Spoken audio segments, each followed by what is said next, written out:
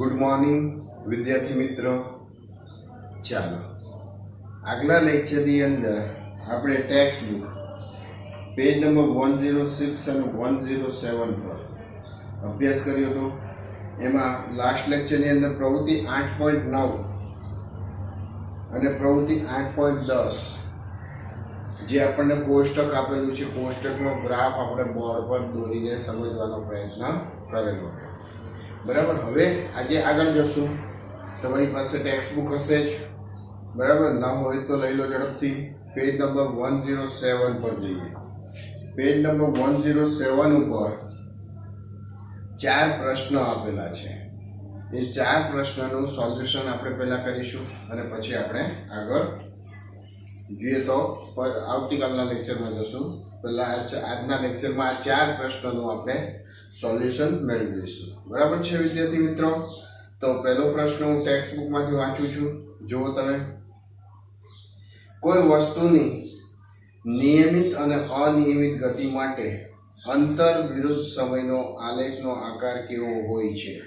પ્રશ્ન હું બોર્ડ પર લખું છું। કોઈ વસ્તુની નિયમિત અને અનિયમિત ગતિ માટે ક્વેશ્ચન છે,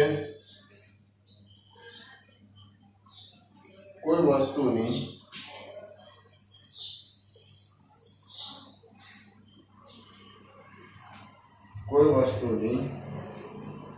નિયમિત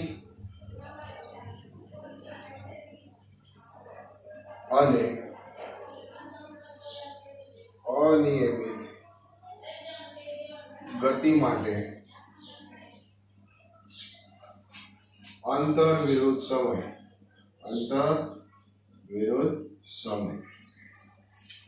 ના આલેખનો આકાર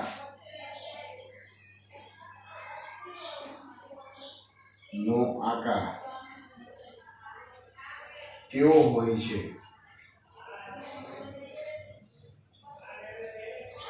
પ્રશ્ન, બરાબર? પહેલો પ્રશ્ન મેં બોર્ડ પર લખેલો છે વિદ્યાર્થી મિત્રો।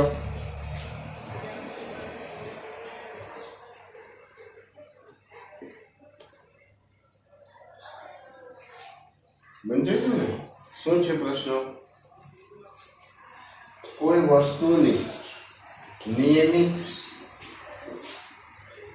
અને અનિયમિત ગતિ માટે અંતર વિરુદ્ધ, આ જે ડેશ છે આપણે એને વંચાઈશું, અંતર વિરુદ્ધ સમયના આલેખનો આકાર કેવો હોય છે?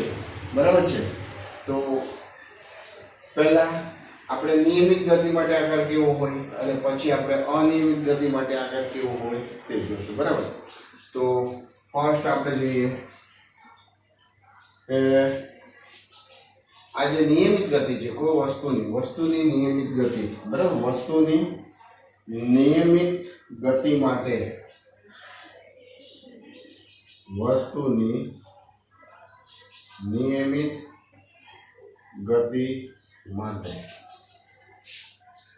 અંતર વિરુદ્ધ સમયના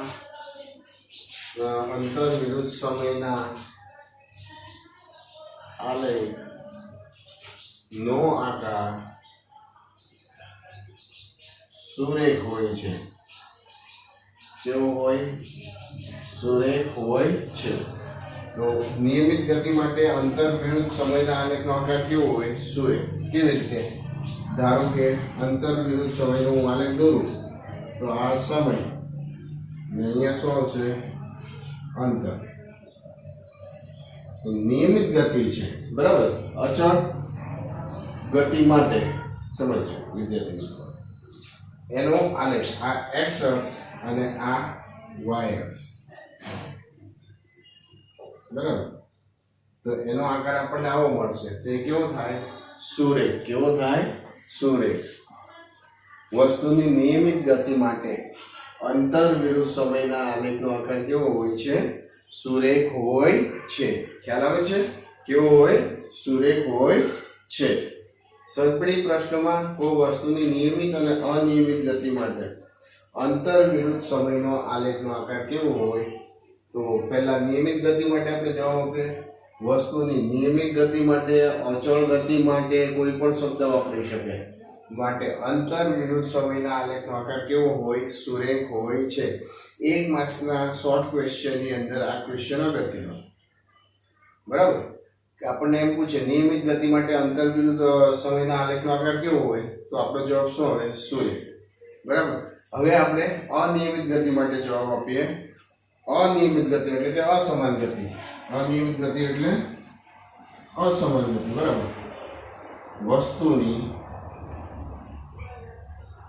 અનિયમિત, જેને શું કહેવાય? અસમાન. બરાબર. અનિયમિત ગતિ માટે અંતર વિરુદ્ધ સમયના આલેખ નો આકાર કેવો હશે? વિદ્યાર્થી મિત્ર, નિયમિત ગતિ માટે અંતર વિરુદ્ધ સમયના આલેખનો આકાર સુરેખ મળે, તો આનો કેવો મળશે? અસુરેખ. કેવો આલેખનો આકાર? અસુરેખ. અસુરેખ હોય છે, અથવા વક્ર હોય છે એમ પણ તમે લખી શકો. બરાબર. જો હું દોરીને બતાવું છું. એમાં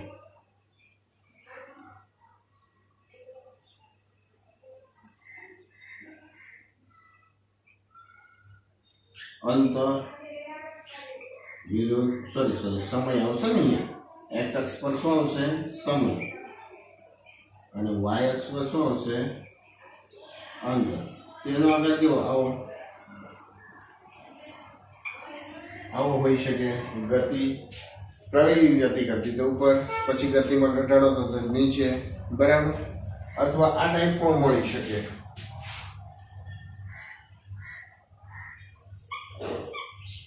આ કેવો થાય?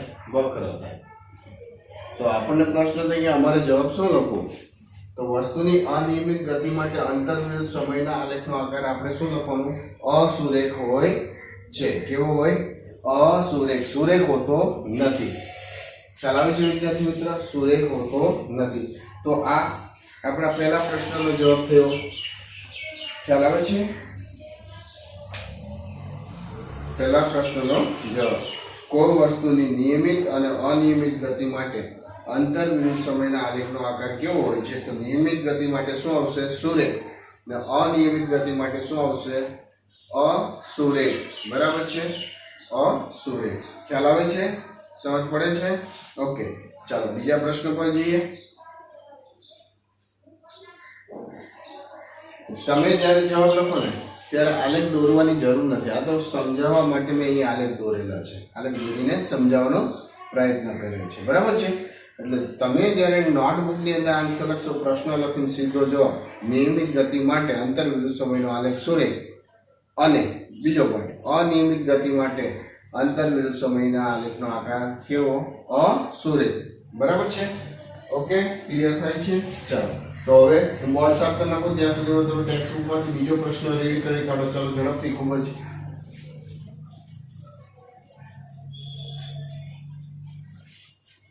આ જે પ્રશ્ન શીખા એ પ્રશ્ન 1 માર્ક્સના શોર્ટ ક્વેશ્ચનની અંદર અગત્યનો છે. હા વિદ્યાર્થી મિત્રો, અહીં આપણને ખ્યાલ હોવો જોઈએ. નિયમિત ગતિ માટે કે અચળ ગતિ માટે અંતર વિરુદ્ધ સમયનો આલેખ આપણને કેવો મળે? સુરેખ મળે છે. બરાબર છે? ચાલો બીજા પ્રશ્ન પર જઈએ. બીજો પ્રશ્ન તમે ટેક્સ્ટ બુકમાંથી રીડ કર્યો. શું છે? કોઈ વસ્તુની ગતિની બાબતમાં તમે શું કહી શકો જેના અંતર વિરુદ્ધ સમયના આલેખ સમયની અક્ષને સમાંતર રેખા હોય? બરાબર. એક્સ અક્ષને કેવું હોય? સમાંતર. પ્રશ્ન શું છે? જો હું લખું બોર્ડ પર. ક્વેશ્ચન 2. કોઈ વસ્તુની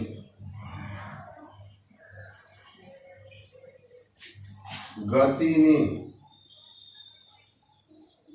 બાબતમાં તમે શું કહી શકો જેનો અંતર વિરુદ્ધ સમયનો આલેખ સમયની લખેલું છે બરાબર સમયની અક્ષને કેવું સમાંતર રેખા હોય બરાબર તો એ પદાર્થ કેવી ગતિ કરે છે કેવો છે એ આપણે કહેવાનું બરાબર તો એ પ્રશ્નનો આન્સર શું હશે સમજો એનો આન્સર શું હશે વસ્તુ સ્થિર હશે વસ્તુ શું હશે સ્થિર વસ્તુ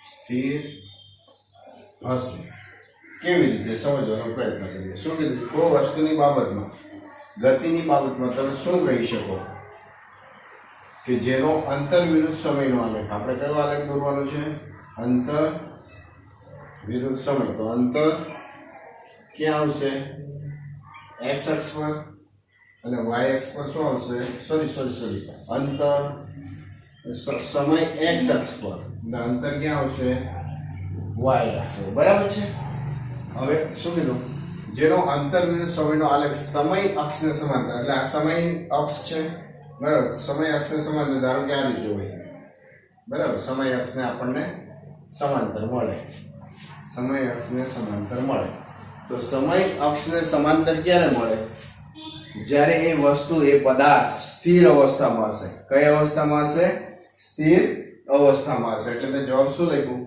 વસ્તુ સ્થિર હશે ત્યારે અંતર વિરુદ્ધ સમયનો આલેખ સમય અક્ષને કેવો મળશે સમાંતર રેખા મળશે ક્વેશ્ચનમાં ખ્યાલ આવશે કોઈ વસ્તુની ગતિની બાબતમાં તમે શું કહી શકો કે જેનો અંતર વિરુદ્ધ સમયનો આલેખ સમયની અક્ષને એટલે x અક્ષને સમાંતર બરાબર સમાંતર રેખા હોય તો અમે સમાંતર રેખા દોર્યું છે આવું ક્યારે શક્ય બને જ્યારે સમય બદલાતો હોય પણ વસ્તુ પોતાનું સ્થાન બદલતો ન હોય એટલે x અક્ષને સમાંતર આવે બરાબર એટલે એ પદાર્થ કેવો હોય પોતાનું સ્થાન બદલતો ન હોય તો એ સ્થિર હોય ખ્યાલ આવે છે એ કેવો હશે સ્થિર હશે તો આપણા બીજા પ્રશ્નનો શું જવાબ થાય કોઈ વસ્તુની ગતિની બાબતમાં તમે શું કહી શકો જેનો અંતર વિરુદ્ધ સમયનો આલેખ સમયની અક્ષને સમાંતર રેખા હોય એટલે કે વસ્તુ સ્થિર હશે ત્યારે આપણને x અક્ષને સમાંતર સમય અક્ષને સમાંતર રેખા મળશે ખ્યાલ આવે છે આ આપણો કયો થયો બીજા પ્રશ્નનો જવાબ બરાબર છે ચલો હવે ત્રીજા પ્રશ્ન પર જઈએ હું બોર્ડ પર સાફ કરી નાખું ત્યાં સુધી તમે ટેક્સ્ટ બુક પરથી ત્રીજો પ્રશ્ન તમે રીડ કરી નાખો ખ્યાલ આવ્યો ને આમાં હું સાફ કરી નાખું બરાબર છે સ્થિર હશે સમય અક્ષ ને સમાંતર ક્યારે જ્યારે પદાર્થ સ્થિર હોય સમય બદલાતો હોય પણ એ પદાર્થ જે જગ્યાએ હોય ધારો કે 40 કિલોમીટરના અંતરે છે બરાબર હવે એ આગળ અંતર નથી કાપતો સ્થિર થઈ ગયો છે તો સમય બદલાયા કરે પણ એ પદાર્થ ત્યાં નથી છે એટલે સમય અક્ષને એટલે x અક્ષને કેવો સમાંતર રેખા મળે ઓકે ચાલો થર્ડ ક્વેશ્ચન તમે ટેક્સ્ટ બુકમાંથી રીડ કરો વિદ્યાર્થી મિત્રો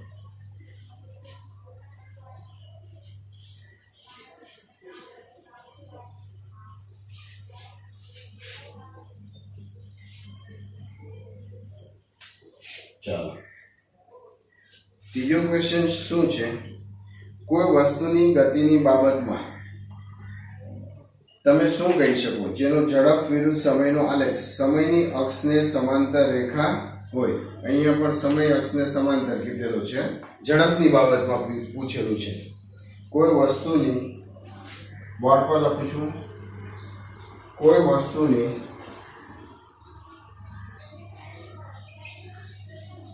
ગતિની બાબતમાં તમે શું કહી શકો જેનો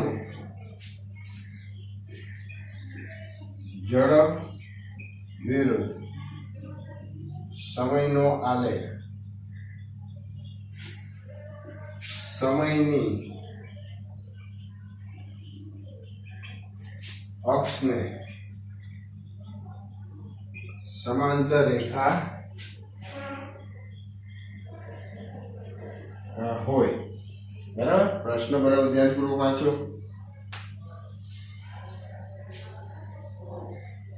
ચાલો, તો આન્સર આપણે શું આપીશું? વિચારો. કોઈ વસ્તુની ગતિની બાબતમાં તમે શું કહી શકો?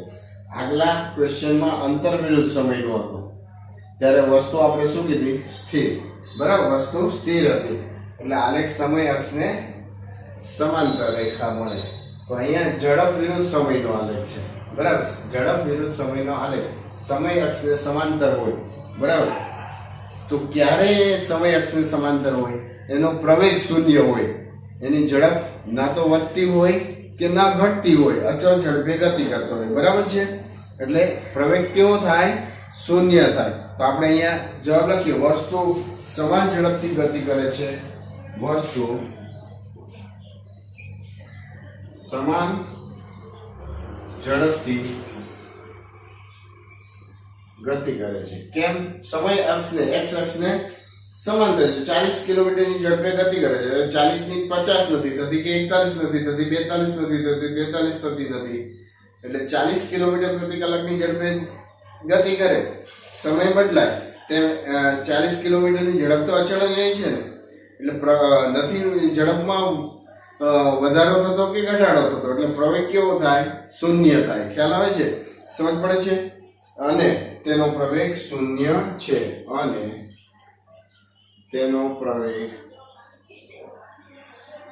શૂન્ય છે.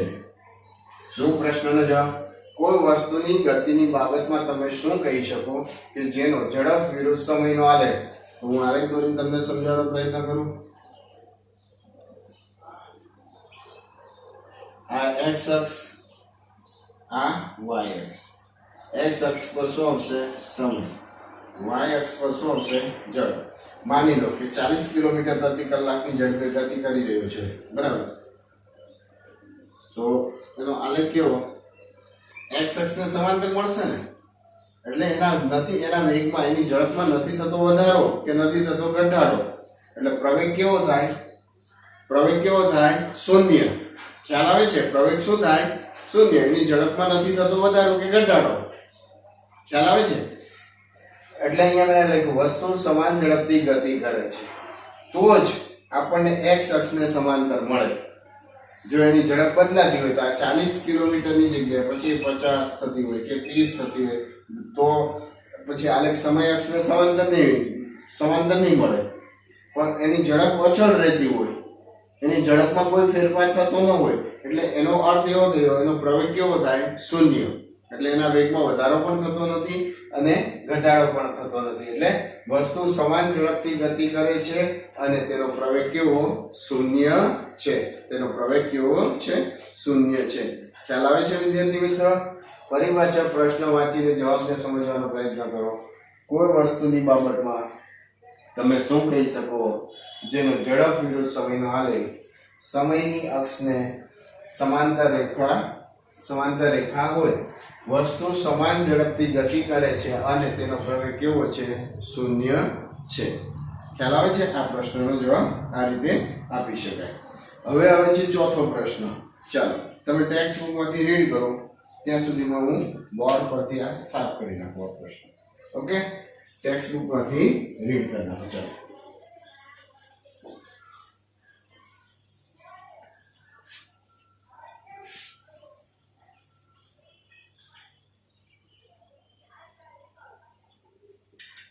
શું છે પ્રશ્ન? વાંચો. વેગ વિરુદ્ધ સમયના આલેખની નીચે ઘેરાયેલા ક્ષેત્રફળનું માપ કઈ ભૌતિક રાશિ દર્શાવે છે? બરાબર છે? હું બોર્ડ પર લખી રાખું. વેગ વિરુદ્ધ. ચોથો ક્વેશ્ચન નંબર 4. વેગ વિરુદ્ધ સમય. Question number 4. વેગ વિરુદ્ધ સમય ના આલેખની નીચે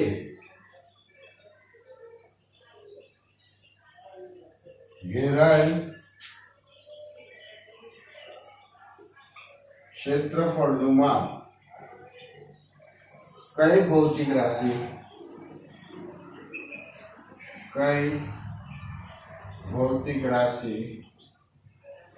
દર્શાવે છે? કઈ ભૌતિક રાશિ દર્શાવે છે? આપણે ગઈકાલે કે આગલા લેક્ચરમાં આપણે શીખી ગયા.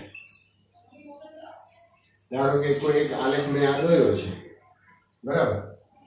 આલેખ દોરેલો છે x અક્ષ y અક્ષ. તો શું છે? વેગ વિરુદ્ધ સમય. તો અહીંયા શું હશે? સમય. અહીંયા શું આવે? વેગ. બરાબર. વેગ વિરુદ્ધ સમયના આલેખની નીચે, એટલે આ આલેખની નીચેનો ભાગ છે હું અહીંયા,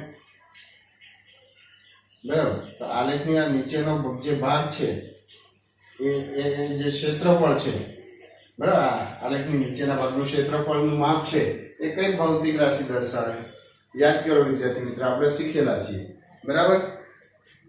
કપાયેલા અંતર એટલે કે સ્થાનાંતરનું મૂલ્ય આપે. આનો આન્સર શું આવે? કપાયેલું અંતર અથવા એ કપાયેલું અંતર એટલે શું કહેવાશે? સ્થાનાંતર નું મૂલ્ય આપે. સોરી, અહીંયા કપાયેલા અંતર અથવા સ્થાનાંતરનું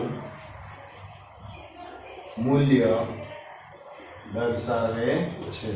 વેગ વિરુદ્ધ સમય આ આલેખ છે, બરાબર? આ આલેખની નીચેનો, આ પ્રશ્ન સમજો, આલેખની નીચેનો જે ભાગ છે એ ક્ષેત્રફળનું, આ ક્ષેત્રફળ છે, બરાબર? ક્ષેત્રફળનું માપ શું દર્શાવે?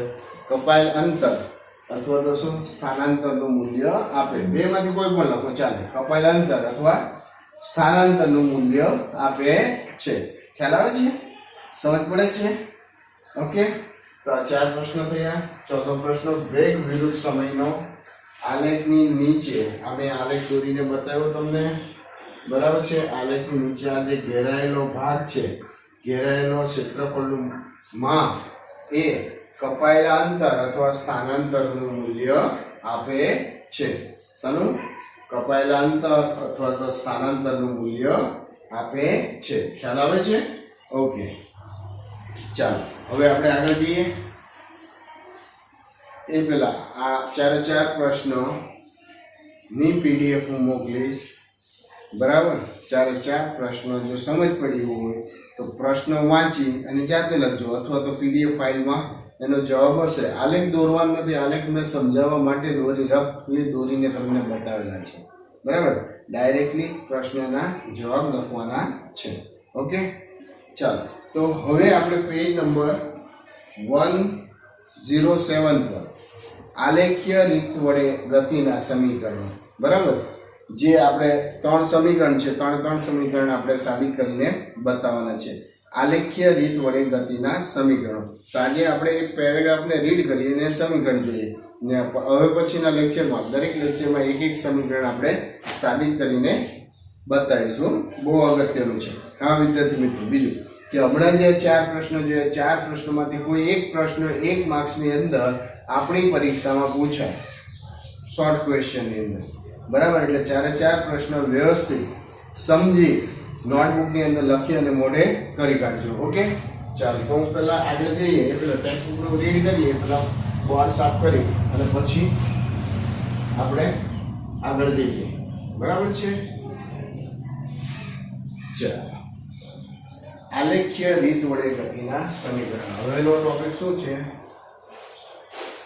આલેખ્ય રીત વડે ગતિના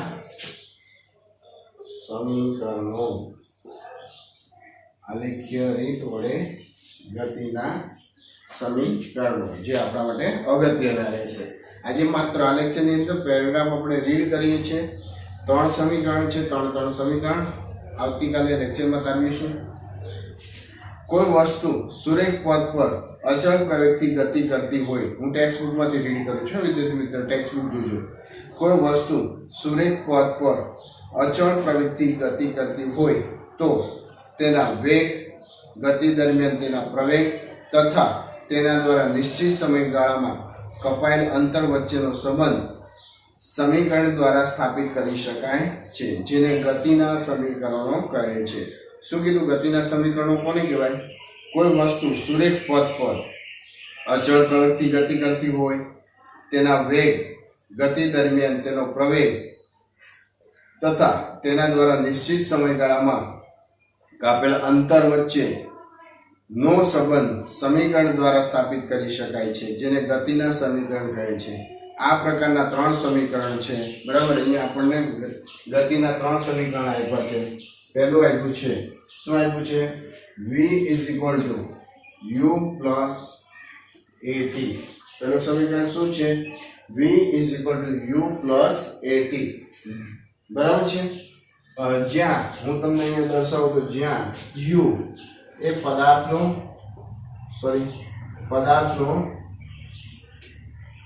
પ્રારંભિક વેગ છે, v અંતિમ વેગ છે. બરાબર.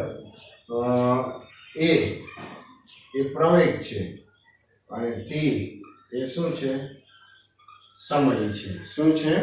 સમય છે. બરાબર છે. પહેલું સમીકરણ થયું. બીજું સમીકરણ આપણે જોઈએ. શું આપ્યું છે? s = ut plus 1/2 at square. ગતિનું બીજું સમીકરણ કયું? s = ut plus 1/2 at square. હવે આ સમીકરણમાં s એટલે સ્થાનાંતર. s એટલે શું થશે? સ્થાનાંતર અથવા અંતર પણ આપણે કહી શકીએ. u એટલે પ્રારંભિક વેગ, t એટલે સમય, a એટલે પ્રવેગ. બરાબર છે. આ જે બંને સમીકરણ છે, બંને સમીકરણના દરેકે દરેક જે સંજ્ઞા છે, સંજ્ઞાથી આપણે પરિચિત થયા. ચાલો, ત્રીજું સમીકરણ છે, શું છે? 2as = v² - u². બરાબર. તો આ ત્રીજું સમીકરણ. a એટલે પ્રવેગ, s એટલે સ્થાનાંતર, v એટલે પ્રારંભિક વેગ, v એટલે અંતિમ વેગ, u એટલે પ્રારંભિક વેગ. તો આલેખ્ય રીત વડે ગતિના સમીકરણો 3 સમીકરણ છે. પહેલું સમીકરણ v = u plus at, બીજું s = ut plus 1/2 at square, ત્રીજું છે 2as = v² - u². આ 3 સમીકરણ આપણાથી મોઢે થઈ જવા જોઈએ. આપણને કોઈ પૂછે ગતિના 3 સમીકરણ જણાવો તો v = u plus at, બીજું s બરાબર ut plus 1/2 at square, ને ત્રીજું 2as = v² - u². આ 3 સમીકરણ વિદ્યાર્થી મિત્રો યાદ રાખજો. આના પછીના, એના પછીના અને એના પછીના દરેકે દરેક ચેપ્ટરની અંદર આ 3 સમીકરણ આધારિત દાખલાઓ અને થિયરી આવશે. એટલે આ 3 સમીકરણ આપણાથી મોઢે થવા જોઈએ. આ 3 સમીકરણ કેવી રીતે આવે મેં તમને કીધું તેમ હવે પછીના લેક્ચરમાં 3 સમીકરણ વારાફરતી સાબિત કરીશું. આવતીકાલના લેક્ચરમાં પહેલું સમીકરણ, પછીના લેક્ચરમાં બીજું સમીકરણ અને એના પછીના લેક્ચરમાં ત્રીજું સમીકરણ. એટલે ત્રણ લેક્ચરની અંદર આપણે 3 સમીકરણ આલેખની મદદથી કઈ રીતે લાવી શકાય તે આપણે જોશું. બરાબર છે. એટલે આ 3 સમીકરણ આપણા માટે ખૂબ જ અગત્યના છે, મોઢે થઈ જવા જોઈએ. બરાબર છે. હવે નીચે શું આપેલું છે? જ્યાં u એ t સમયે એ જેટલા અચળ પ્રવેગથી ગતિ કરતી વસ્તુનો પ્રારંભિક વેગ, એટલે કે u પ્રારંભિક વેગ, v અંતિમ વેગ છે. બરાબર. જ્યારે વસ્તુ દ્વારા t સમયમાં કપાયેલ અંતર s છે. સમીકરણ 8.5 બરાબર. એટલે કે v = u plus at એ વેગ અને સમય વચ્ચેનો સંબંધ દર્શાવે. શાનો? વેગ અને સમય વચ્ચેનો સંબંધ દર્શાવે પેલું સમીકરણ. બરાબર છે. જ્યારે સમીકરણ 8.6 છે સ્થાન અને સમય વચ્ચેનો, આ શું? સ્થાન અને સમય વચ્ચેનો સંબંધ દર્શાવે છે બીજું સમીકરણ. અને ત્રીજું સમીકરણ છે 8.7 જે વેગ તેમજ સ્થાન વચ્ચેનો, આ ત્રીજું સમીકરણ છે એ શું? વેગ અને સ્થાન. બરાબર. વેગ અને સ્થાન વચ્ચેનો, વેગ અને તેમજ સ્થાન વચ્ચેનો સંબંધ દર્શાવે છે. તેને સમીકરણ 8.5 અને 8.6 પરથી t નો લોપ કરીને મેળવી શકાય છે. એટલે કે t ના લોપ દ્વારા આ ત્રીજું સમીકરણ છે, t નો લોપ કરીને પણ આ સમીકરણ મેળવી શકાય છે. બરાબર છે. એટલે એ આપણને અત્યારે ખ્યાલ નહીં આવે, કારણ કે મેથેમેટિક્સ ની અંદર એક ચેપ્ટર આવે છે લોપની પદ્ધતિ. બરાબર. એ લોપની પદ્ધતિ ખ્યાલ હોય તો આપણે આ સમીકરણ મેળવી શકીએ. પણ આપણે તો આ ચેપ્ટરની અંદર આલેખની રીત વડે 3 સમીકરણ મેળવવાના છે, બરાબર. જ્યારે ત્રીજું સમીકરણ જોશું ત્યારે એમાં આપણે જોશું આ ત્રણેય સમીકરણોને આલેખીય રીત વડે તારવી શકાય છે, જે હવે પછીના લેક્ચરમાં જોશું. તો વિદ્યાર્થી મિત્રો, આજના લેક્ચરમાં આપણે અહીંયા અટકીશું. આજે આપણે પેલા જે 4 પ્રશ્નના જવાબ આપ્યા તે, ને હવે પછી આપણે જે આ 3 સમીકરણ તારવવા જઈ રહ્યા છે આલેખની મદદથી, ને આ 3 સમીકરણ તારવીશું કેવી રીતે આવે એ તો આપણે મોઢે કરીશું, પણ 3 સમીકરણ આપણા માટે મોઢે હોવા જોઈએ. કેમ? મેં તમને હમણાં કીધું તેમ હવે પછી સાયન્સની અંદર ફિઝિક્સમાં જેટલા પણ ચેપ્ટર ભણીશું બધા જ ચેપ્ટરની અંદર 3 સમીકરણ આવશે, બરાબર. એને આધારે થિયરી આવશે, દાખલાઓ આવશે. તો આ 3 સમીકરણ તો આપણાથી મોઢે થવા જોઈએ. ઓકે, તો આજના લેક્ચરમાં આપણે અહીંયા અટકીએ. ઓકે વિદ્યાર્થી મિત્રો, સિરિયસલી આગળનું જે પણ કંઈ બાકી હોય એને ફરી પાછું રિવાઇઝ બાકી હોય એ પૂરું કરજો, અને જોવાઈ ગયું હોય આગળનું તો ફરી પાછું એને યાદ કરવા માટે પ્રયત્ન કરજો. કારણ કે બાકીના બધા જ ચેપ્ટરમાં આ ચેપ્ટર જે છે એ બાકીના બધા જ ચેપ્ટર સાથે કનેક્ટિવિટીમાં છે. એટલે આ ચેપ્ટર આપણું ક્લિયર હશે તો બાકીના ચેપ્ટરમાં એટલો બધો તકલીફ પડશે નહીં.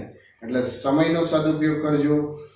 સમય જ્યારે ટાઈમ મળે ત્યારે આ ચેપ્ટર પહેલેથી રીડ કરવાનો પ્રયત્ન કરજો, બરાબર. નોટબુકની અંદર જે PDF ફાઇલ મોકલેલી છે તે પણ વાંચજો.